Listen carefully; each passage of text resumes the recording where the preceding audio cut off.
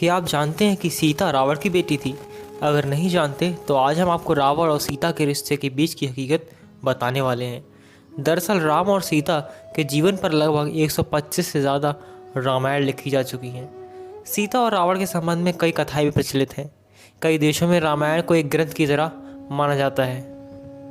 रावण की पुत्री थी सीता।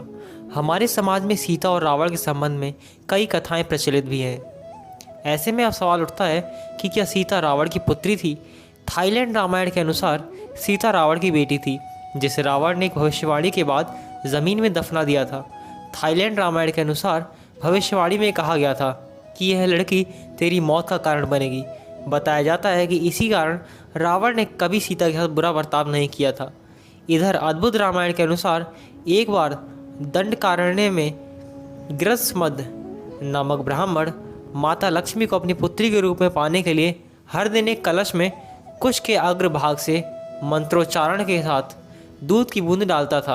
अद्भुत रामायण के अनुसार एक दिन रावण उनकी अनुपस्थिति में वहां पहुंचा और ऋषियों को मारकर उनका रक्त उस कलश में भरकर अपने साथ लंका लेकर चला आया। कहा जाता है कि उस कलश को उसने मंदोदरी के संरक्षण में दे दिया और कहा कि इसमें विष है, सावधानी से रखे। अद्भुत रामायण के अनुसार रावण की उपेक्षा से दुखी होकर मंदोदरी ने आत्महत्या करने की इच्छा से घड़े में भरा वह रक्त जहर समझकर पी लिया। कहा जाता है कि इससे वह अनजाने में ही गर्भवती हो गई, जबकि उस वक्त रावण विहार करने सह्याद्री पर्वत पर गया था। ऐसे में मंदोदरी ने सोचा कि जब मेरे पति मेरे पास नहीं है, ऐसे में जब उन्हें इस बात का पता चलेगा तो वह क्या सोचेंगे। यही सब सोचते हुए मंदोदरी तीर्थ यात्रा के बहाने कुरुक्षेत्र चली गई।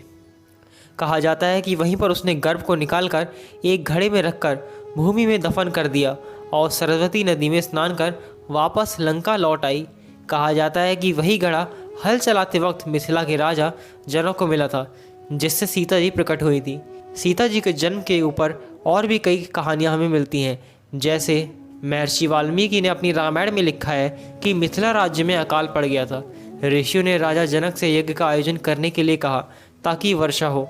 यज्ञ की समाप्ति के अवसर पर राजा जनक अपने हाथों से हल लेकर खेत जोत रहे थे।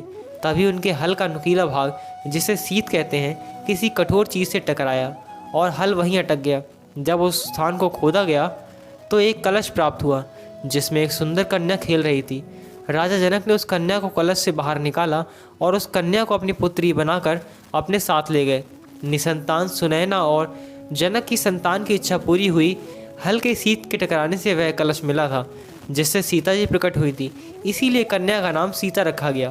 देवी सीता के जन्म की तीसरी कथा है वेदवती नाम की एक ब्राह्मण कन्या से संबंधित, जिसका उल्लेख ब्रह्मा वैवर्त पुराण में मिलता है।